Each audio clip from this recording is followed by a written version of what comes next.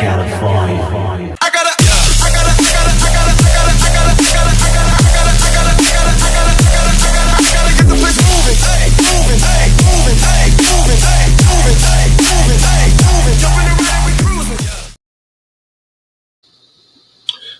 What's up, YouTube? It's ArtisanMc, and today I'm going to review Matrix Resurrections.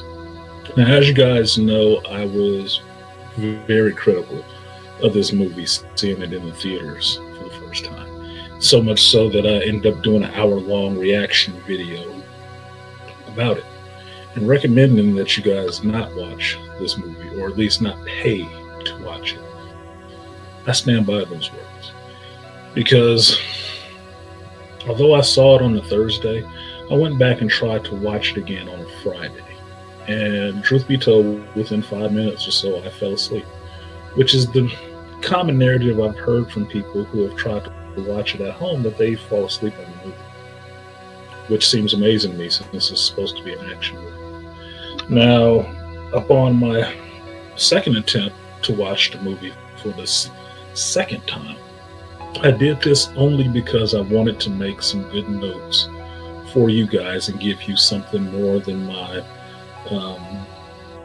emotional rantings and ravings from a fan who was let down and disappointed with this movie. So best I can, I will try to give you some highlights of it, try to do that sandwich method of some positive, some bullshit, and ended up with some positive. But like I said, I stand by what I said in my reaction video. This movie was not good. Now, Matrix Resurrection is the follow-up to the classic trilogy, The Matrix, done by the Wachowski brothers at that time. This movie stars Keanu Reeves reprising his role as Thomas Anderson, or Neo, and Carrie-Anne Moss reprising her role as Trinity / Tiff. Now, you open up this movie with one of the new characters that were injected into this movie. And just to put it out there ahead of time, this movie happens 60 years after Matrix Revolutions, where you see Neo fight Smith for basically the soul of the Matrix and giving his life to save the Machine City and the last human city of Zion, his body going limp and him being carried off into the Machine City at the end of the movie, and there being peace for the people who are still living in the real world.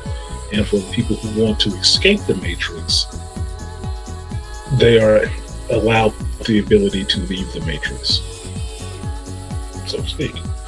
Now you pick up 60 years later, and one of the new characters, Bugs, played by Jessica Henwick, and she is hacked into another system inside the Matrix and is seeing what looks like a recreation of the opening scene from the original Matrix.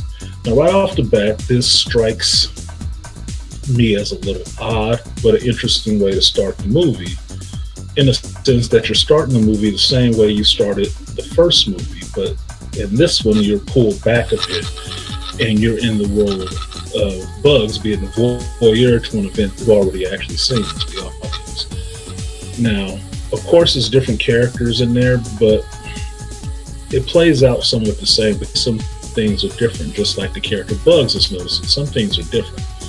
And one of the key things you find in this first part of this scene is that Bugs is talking about things as they are. That it is a documented history of the past. She knows what happens here, not because she was there, but because it's been documented in some form or fashion. So that lets you know, or keys you in early, that this world is far beyond where the last movie left off. And that what Neo and Trinity did is now like history and legend. Now, you see this scene play off, and you see the first introduction of a second new character, being Yahya Abdul Mateen Jr., playing Agent Smith. So, replacing the role of Hugo Weaving in the first movie is Yaya. Now, you already know, as a fan of this material, seeing the first movie, that this is not how it exactly played out. He wasn't there before. But you're kind of curious as to what's going on. Now, as this scene plays out the same way it did in the first movie, get to the roof and things start happening a little bit differently. You get Bugs watching, but all of a sudden she's met by Agent Smith, who starts to fight with her. And she ends up in a situation with the other three agents as they are catching and beating the shit out of Trinity. Now, here's the first screw up so far with me in this movie. So this is just a little continuity thing. While they are on the roof, Bugs ends up landing in front of these agents, pinning Trinity down on the roof. And she's only within like 5 feet of them, but she can kind of trench her way away from them. And at a point, Yaya's Agent Smith character tells them to kill her. Now, between that cutscene, between her trying to inch away and them decide to kill her, she has gone from within 4 feet of them to within 15 feet of them.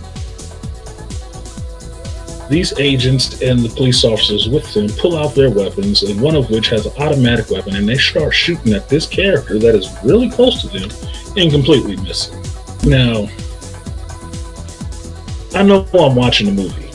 And suspension of disbelief is stock and trade of watching a movie. But come the fuck on. You can't be that bad of a shot, that close, with a machine gun.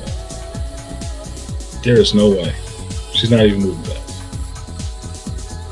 So this is the first indication to me that something is off. Somebody didn't think this out all the way. This scene, you get Bugs trying to escape from these agents and seeing that although they're in the same place, things are happening completely differently and kind of go off those. And you get to see that Bugs is able to do some stuff that is kind of dynamic in the sense that if you remember the older movies, not everybody could do this super fantastical stuff within the Matrix. Everybody couldn't. They didn't. Some people were just soldiers. They were just regular people. That's why they searched so hard for the one, Neo, who could do all this super fantastical stuff. Because he was born of the system within the system and could change and alter the system, hack the system to do whatever he wanted, change it however he wanted. In this scene, you got Bugs doing some super fantastical shit that would make you believe that, okay, what is she? A machine? A program? Who is she? Right. She escapes into this shop, a key shop. And within this key shop, while she is sitting there laying low, trying to hide from these agents that come through the door, she is grabbed from behind by Yaya's Agent Smith and pulled into a corridor of light with the many doors. Now, if you're a fan of the Matrix series, you're from Matrix Reloaded and Matrix Revolutions as a place that the Keymaker was able to go into and access different parts of the Matrix whenever he wanted. Okay, so Yaya pulls her in and pulls her into another room, which ends up being the room of Thomas Anderson, Neo. And this is his apartment, his computer and everything. And Bugs and Agent Smith have a conversation. The first indication of how some of this stuff is kind of switched up and interesting, to where you find out that this room that they are in is another smaller program. And it's running a memory, in a sense, to a program, a lesson, to teach a program to learn, in a sense.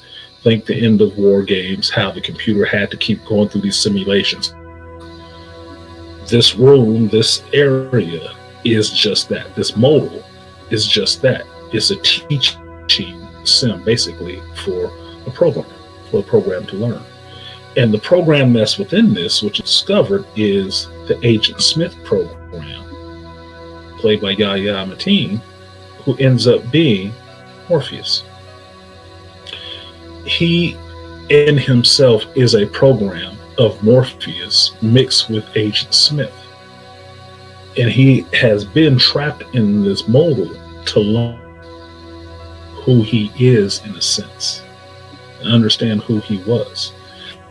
Now, make no mistake about it, this is not Morpheus at all. Although he has the name, this is not Morpheus at all. And as the movie goes on, you'll see that this is not Morpheus, necessarily. It's not. He has the name, he supposedly has the look, but he's not Morpheus.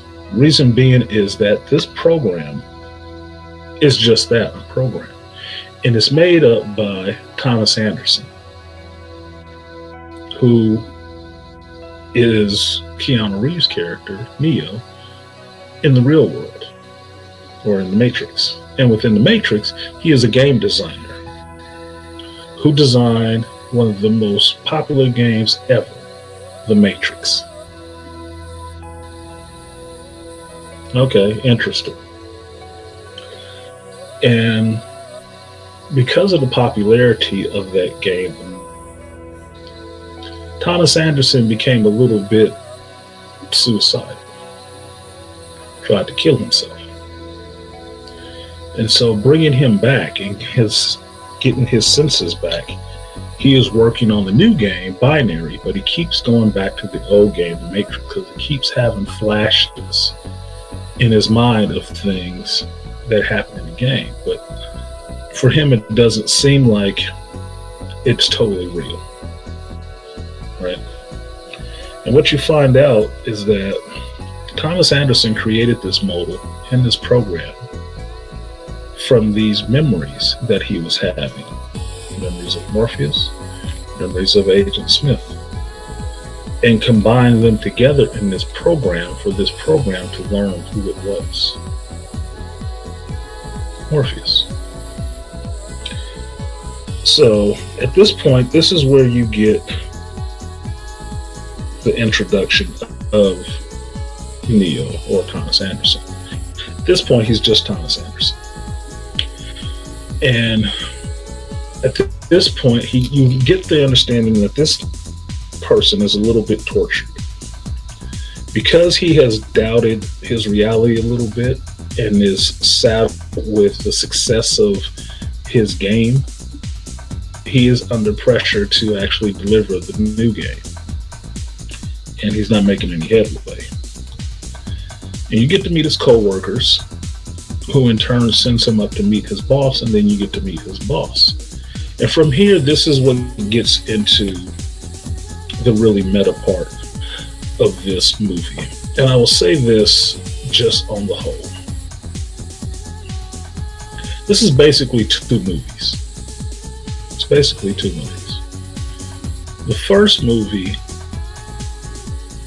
is the writers and the director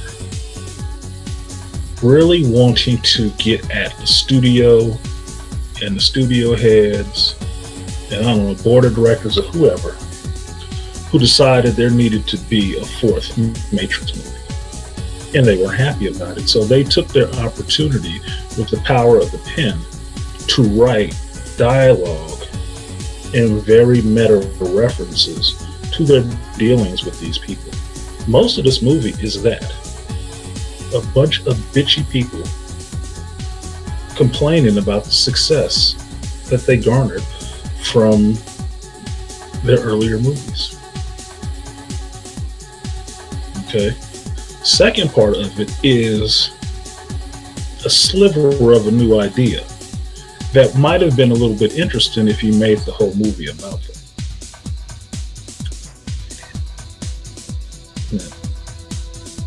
Now, from the scene, you keep getting references while Neo is sitting down with his boss, played by Jonathan Groff,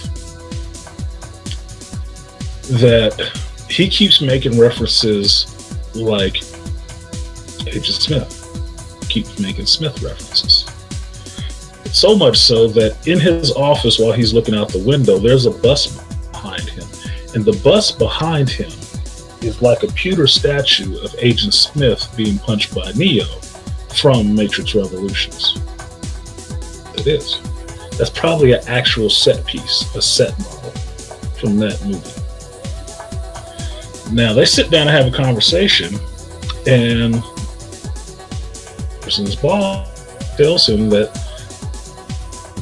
another Matrix game, because Warner Brothers, yes, they named the studio, wants it, and they have a contract, and if they do not honor that contract, they will go with somebody else. So Thomas Anderson and his boss are forced into going back to the Matrix and making another Matrix game, which Thomas Anderson doesn't want to do. It kind of shook him up. Now, while that is a funny jab at the studio directly, I don't know how it made it into the movie. I assume somebody was lying to somebody else. But, okay, if that's where we're going, that's interesting. Haha, kind of funny. Moving on. From there, you get Thomas Anderson going to have coffee with his co-worker, Jude. And they go to the coffee shop, which had a really cool name, the Simulate. That's actually a really cool name. So if on a plus side of a coffee shop that would be in San Francisco, Simulate sounds kind of cool. Okay, cool, whatever.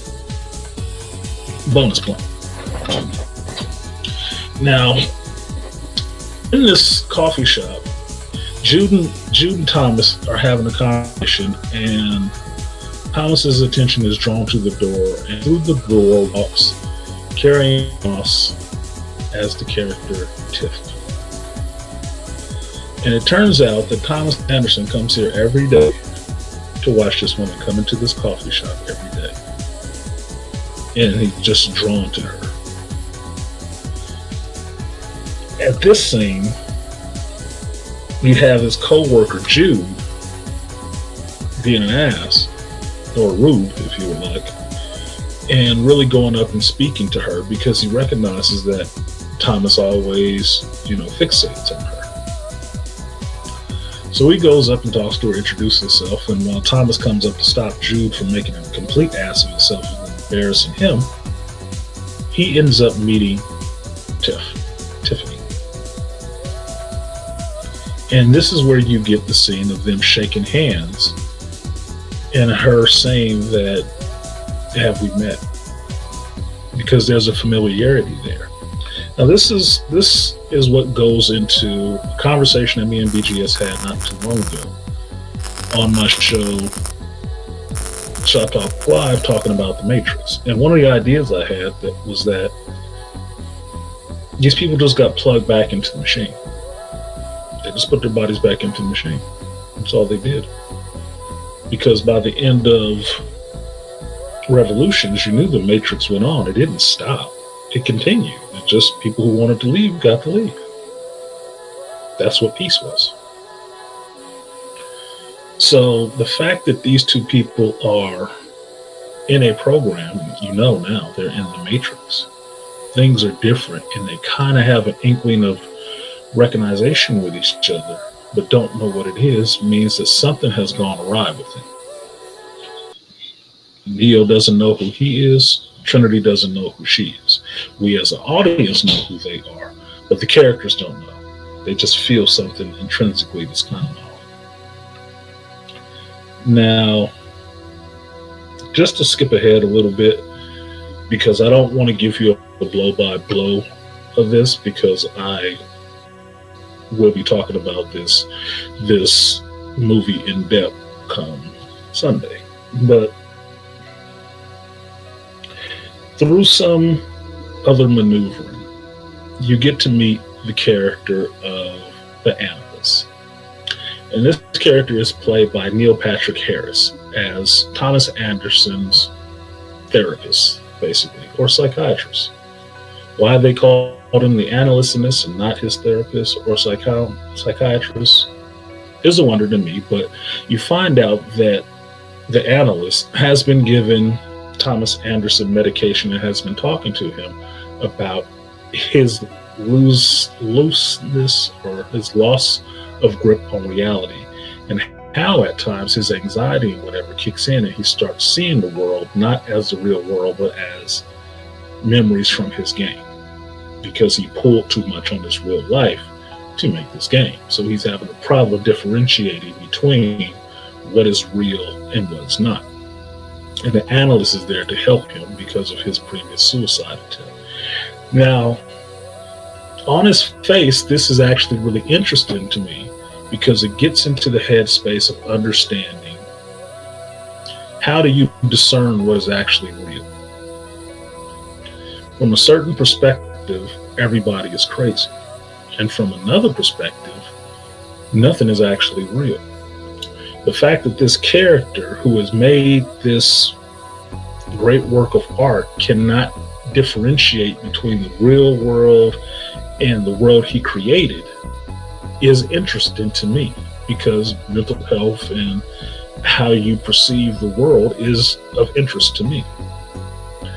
How it's played in this movie is that he needs to take these blue pills to maintain his grip on what is real and block away the delusions that he has. Now, as you go through this sequence of him taking these pills and going through his day-to-day life in this haze, you get the real understanding that Thomas Anderson is kind of a broken person. He cannot put his finger on what is wrong, but he knows something is not right. Now, this is the makings of a really interesting movie. It is. It is. It's really the making of a really interesting movie. And it kind of goes to pot once Yahya Mateen comes back as Morpheus, meeting Mr. Anderson in the restroom of his workplace and offering him a pill. Now, at this point, as much as Mr. Anderson doubts his reality, the offer of this red pill is not something he wants to take. He doesn't. And this is where I'll give Keanu Reeves some credit. Keanu Reeves really played this role to me. I believe his emotional journey with this character, what he was going through, doubt his reality. I believed it. I got a lot more emotion out of him than I've gotten out of the John Wick movies, because that's not how the John Wick movies are set up. But be that as it may, one of the things that put me off about this scene was Yahya's Morpheus. Yahya's Morpheus is a little bit more dandy, jokey person. It's not like the Morpheus we remember, who was actually kind of a serious person. Now, that could make some sense because, as I just said, this Morpheus is not the original Morpheus. It is a program that is a memory from Thomas Anderson that he created and merged with Agent Smith. So it's not truly Morpheus. It's a Morpheus in name only. Right? So he is not as gentle or persuasive as the original Morpheus was with trying to get Mr. Anderson to take this damn pill. It's not. It's just freaking him out. Now, while this is happening, because of the things that they have done to try to get Mr. Anderson into the bathroom to take this pill, all these soldiers and whatnot show up because a bomb threat has been called into the building. And while Thomas Anderson is not wanting to believe that this person that he created, the character he created, showed up in the real world, touching him, trying to offer him a pill, he cannot accept the reality. And when the soldiers come in and start shooting and blowing up the place, he is caught in the middle of a gunfight, which yet again, everyone has automatic weapons and nobody can hit shit. This reminds me of a Star Wars movie, a bad one. Nobody hits shit at close range with an automatic weapon. That's just absolutely irritating. Now, At this point, you get the introduction of Jonathan Groff's character coming back, and seeing all this carnage and this gunfight and what's going on, he starts to have a little bit of a realization, and he goes to pick up a weapon. And once he picks up the weapon, he has his own flashes and calls out to Thomas Anderson, Mr. Anderson, and starts shooting at him. And this is supposed to be the reveal that the boss of this company is actually a reimagined or reconstituted Smith. The version of Smith that was the polar opposite of Neo. He is here as well. Now, this is not the same Smith that was supposedly merged with Morpheus, that was supposed to be part Morpheus, part Agent Smith. This is the other Smith that was able to leap from the Matrix into human bodies and then back into the Matrix to try to take it over. He is basically an autonomous program for that purpose. This is not bought, because while he tries to kill Thomas Anderson, he does not succeed. And this is where the story starts unraveling a little bit more about what the hell is going on and where he is. Now,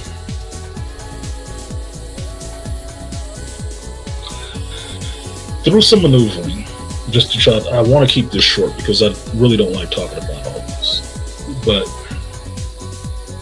through some maneuvering, it is found out that Neo is in fact in a power plant made for two, and that Bugs is actually the captain of a hover ship, and her team go in to retrieve Neo. They get him through a bit of nostalgia to take the red pill, and they find him and rescue him with their compatriots from a power plant and bring him into the real world, at which point he learns that his sacrifice in the last movie not necessarily guaranteed peace. That after that point, there was war between the machines with each other, and that humans and machines that sided with humans have actually formed an alliance against the other machines who still want to keep human beings. Now, that's an interesting part in and of itself, because it was nothing that you could have predicted that would happen. But the shit part to this is that a lot of this looks like stuff taken from other movies. It does. And that was one of my gripes about this.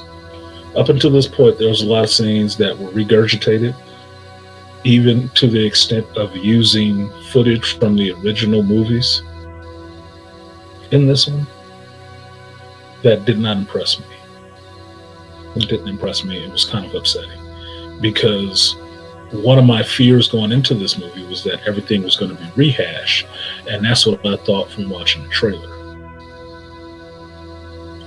I was hoping that wasn't the case. When I got into the movie and I'm halfway through this thing, and that's when I'm seeing a bunch of rehash scenes over and over again, the same thing again, bigger, louder, more intense,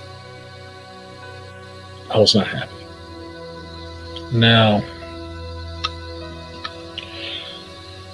the other thing you find out once Neo is outside of the Matrix is that Yahya Mateen's Morpheus can actually take on a pseudo-physical body, and he is actually an exomorphic program that looks like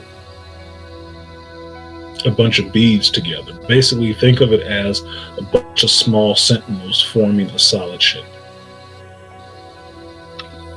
Okay, that'd be interesting to me if I hadn't seen that in Transformers. It would be, but I already saw it in Transformers, so it's not interesting. You get to meet the rest of Bugs' crew, and you get to go to the new human city, not Zion, but Io. Which, if you know how to spell Zion, getting Io out of that is lame as hell. You get to the city of Io, and it's above ground, but it has some technology that cloaks it so people can't find it. And at this point, this looks like finding Wakanda. How these people created this technology when they were kind of backwards technologically in the other movies, they try to a little bit explain, but it doesn't explain.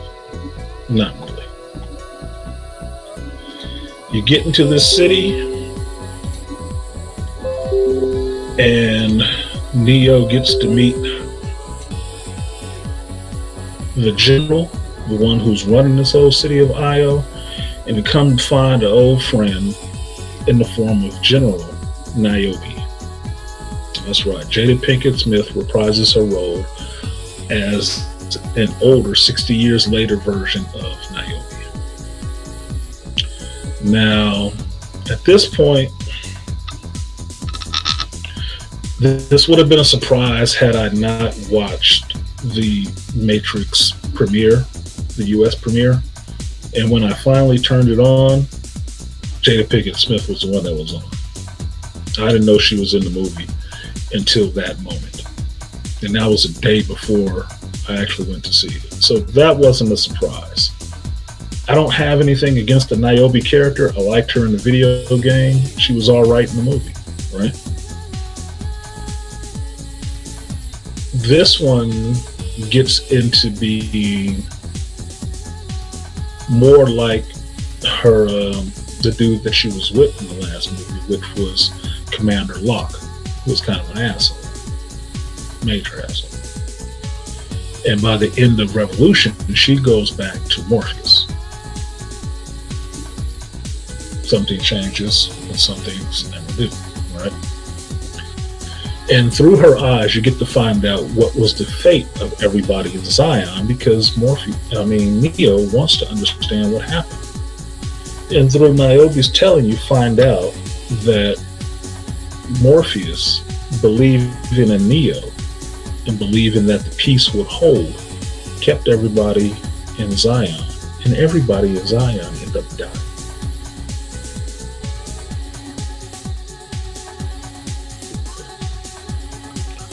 This pissed me off. It did. And I've been one of the biggest advocates to tell people that one of the most important characters from the first three movies is not Neo, it's Morpheus. Why? Because Morpheus believed. He believed in Neo. And he believed he would find Neo. And he did find Neo. And he trained Neo and worked alongside him. Neo would never know who he was if Morpheus didn't find him. And in this movie, they basically reduced Morpheus to a cult leader who led all his followers to death. That did not work with me. That pissed me off. Because while there is a statue of Morpheus that looks like Lawrence Fishburne, mind you, Lawrence Fishburne is not in this movie. And from his own accounts, he wasn't even asked about being in the movie. And now you know why.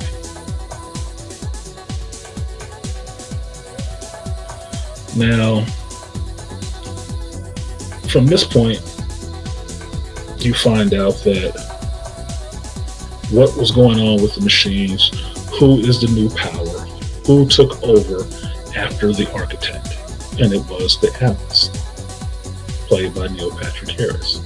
He is the new program running the new Matrix, and his predecessor, being the architect, was ousted because the analyst found a different way to run the Matrix.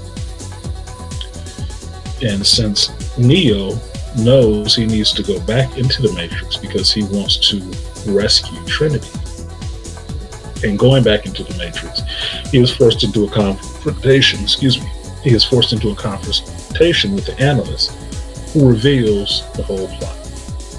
And this is another one of these scenes that extra meta.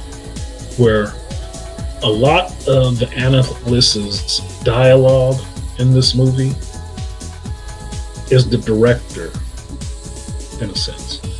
The analyst in this movie works as being the studio head. He is the studio head because he always mentions the suits. And who are the suits in a computer? There are no suits in the computer. Suits are usually your board of directors, the people with the money that run the studio. The studio head runs the studio, and the directors and the people who work there to get these movies out. This is what you get as dialogue. All this exposition in some matrixy terms, but in fact is just Lana Wachowski taking shots at Warner Brothers and the fans for liking this material. Now, while it went on for a while because they had a lot to say, it was not the most interesting thing. Most interesting thing in it is you find out that Neo and Trinity work together as batteries.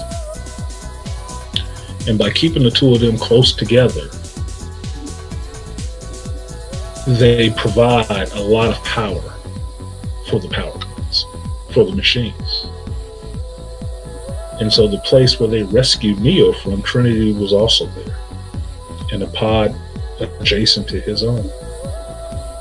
And that the two of them together produce enough energy when they are close enough to long for each other, but not close enough to actually be with each other. So this gets into the interesting part of the story where you can see that where the mind fuck is in play. That they're just being used. And the more despair and the more pain that they have, the more power it generates. So it works better. Which is a true statement that the analyst is telling Neo at this time. But the scene drags on. Some cool special effects, but nothing you can miss all with slow motion. Now, inevitably, you end up into the situation where Neo has to make a choice between saving Trinity if she wants to be saved, or coming back and fulfilling his role in the Matrix as the battery that he is. And this leads into a confrontation in the Simulate, where he goes with a bunch of other captains from Io into this coffee shop to have a conversation with Trinity to let her decide if she wants to be awakened and come out. Now, spoiler alert, after some dialogue, some interesting dialogue, she does decide to come out. And what you find out is that Trinity and Neo together produce a kind of power, a little extra boost of power, in a sense. And what the analyst says actually comes true is that individually they are nobodies, which I disagree with, but within this movie, they are nobodies. But together they produce this power. Why? Because they actually love each other. Okay, all well and good. The power of love. And you get into the scene that you've seen in the trailer with the two of them grabbing hands and a big explosion of light and everything else, and the big, coffee shop brawl. It's not a bar fight, it's a coffee shop fight. Now this leads into the last act of the movie to where they are escaping this coffee shop and trying to get out of the Matrix. And this is where the film takes another divergence that just pisses me the fuck off, which it turns into a Walking Dead movie. Because Neo is in the street and Trinity is there. And everybody on the street is like zombies being controlled by the analyst. And just sending wave upon wave of people after them to kill them. And everybody is just running for their lives, killing these mindless people.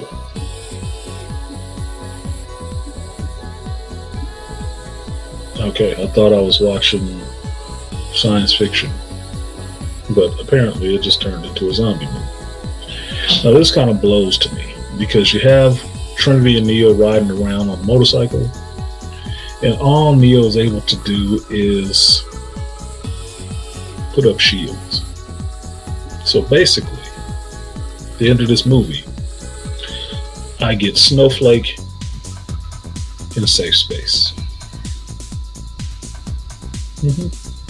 That's all he does. All he does is block for her. None of the fight scenes seem epic. None of them. Nothing up to this point is innovating. Special effect wise, story wise, none of it is innovation. All of it is little meta jabs here and there at fans and the studio, and jumping back and forth between things you might want to care about, things that were just thrown in because they look kind of cool, and stuff that doesn't matter. Because at one point, I was happy to see one character show up that I was looking for in this, and it is the character of Sati, played by Priyanka Chopra Jonas. Now, the character of Sati comes from Matrix Revolutions, and she was the little girl program that Neo helped his parents save and escape from the Machine City so she would not be deleted, because she is made out of love.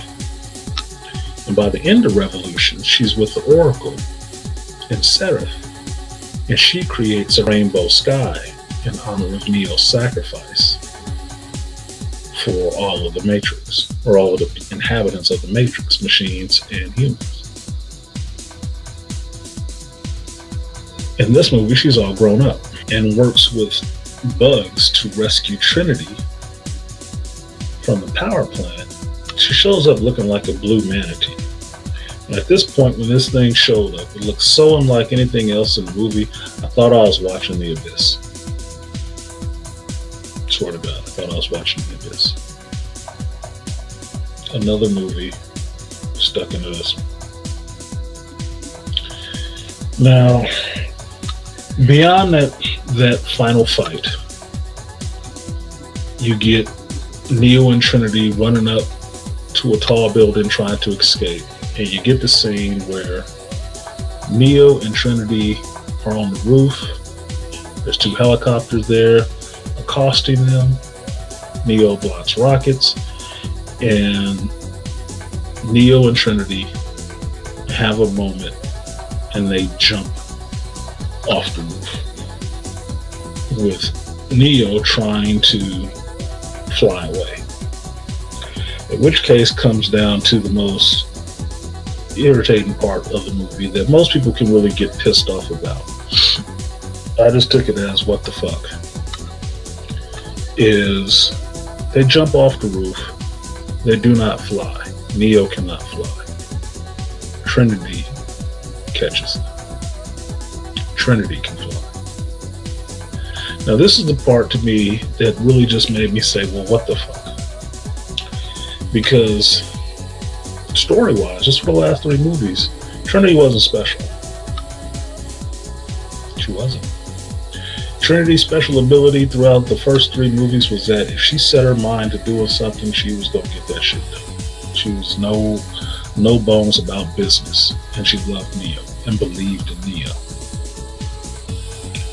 But what we understand from the first three movies is that only the person born in the machine, the one, has the ability to change anything in the machine. That's why he was able to fly and nobody else could. So at this point, when Trinity is flying and Neo can't fly, it's like, hey, what the fuck, man? Well, what the hell is this? How? Explain it to me. Because as a fan, I might be willing to believe it, but it doesn't make any goddamn sense. Now, from here, Neo and Trinity fly away. And you come back to them going to the analyst's house and busting in his roof and coming in and kicking his ass. And Trinity coming in dressed like the one, getting answers from the analyst about why and what he did. And you end on the same note that you did in the first movie, or rehash. A lot of it was rehash. And you find out that they are not here to dictate terms. They're here to tell them that we're going to just change your world and you're going to watch. And Trinity and Neo fly off hand in hand together. Okay. Now, that's the movie. That could have been an interesting ending if I had not seen it before. What I felt from watching and sitting through this movie was that I was taken on a ride for what I expected to be a new experience, and it wasn't a new experience. I could have watched the first movie and got the same stuff. No forward moving story-wise, no forward moving character-wise, nothing new or groundbreaking special effects-wise. Because I will say for the most, the fight scenes look choppy. Why? Because they did the one thing that the original Matrix movies did not do. They cut and cut and cut and were so close in on the action you couldn't see it. In the first fight scene in the beginning, I was irritated because of all the shaky camera movements and stuff. It's like, I don't like that. That's nauseating. Look,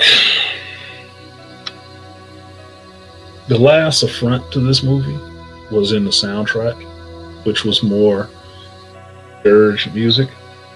But at the end was the biggest insult to me, which was the cover of the Rage Against the Machine song, Wake Up, by, what is it, Brass Against or some shit.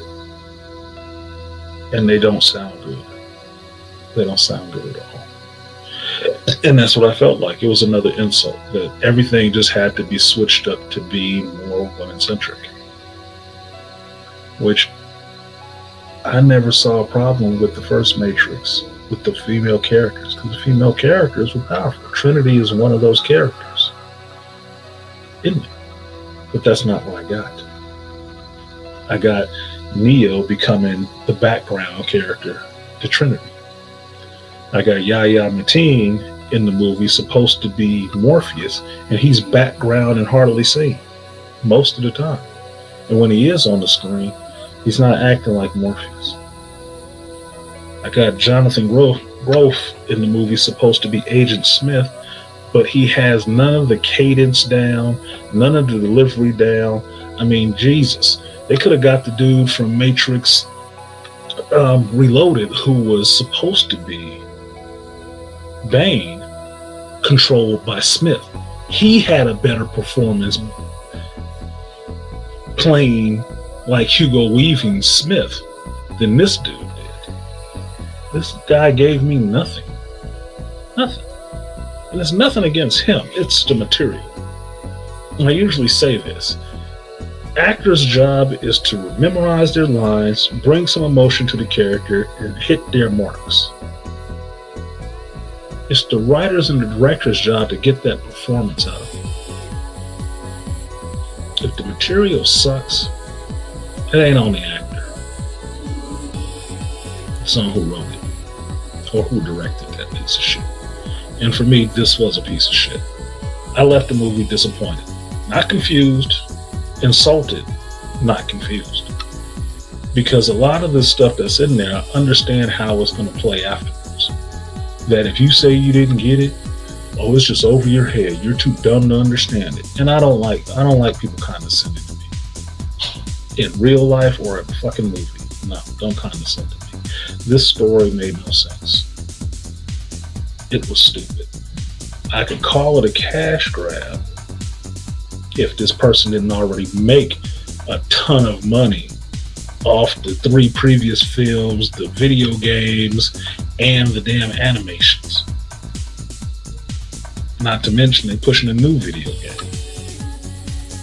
I can say that. But it wasn't a cash grab for them. It was a middle finger. And to me, I believe it was a middle finger that Lana Wachowski was throwing at Warner Brothers and the fans and telling us to go suck her big one. And I don't appreciate that. This was one of my favorite franchises. This movie did nothing for that franchise, but tried to destroy it. All this extra stuff thrown in there was unnecessary. So my view still remains the same. If you didn't want to do a movie, don't do the movie. But don't turn out a piece of shit because you don't want to do it. That's an insult to me as a fan. So that is my review of Matrix Resurrections. A little longer than I wanted it to be, but it is what it is. So you can watch it if you want to. I will not be watching it again. If anything, I'll watch the first 3 again just to remind myself of what good came out of those movies initially, and not watch this last one in protest. Like, share, subscribe, leave a comment below, and I will see you guys next time. Peace.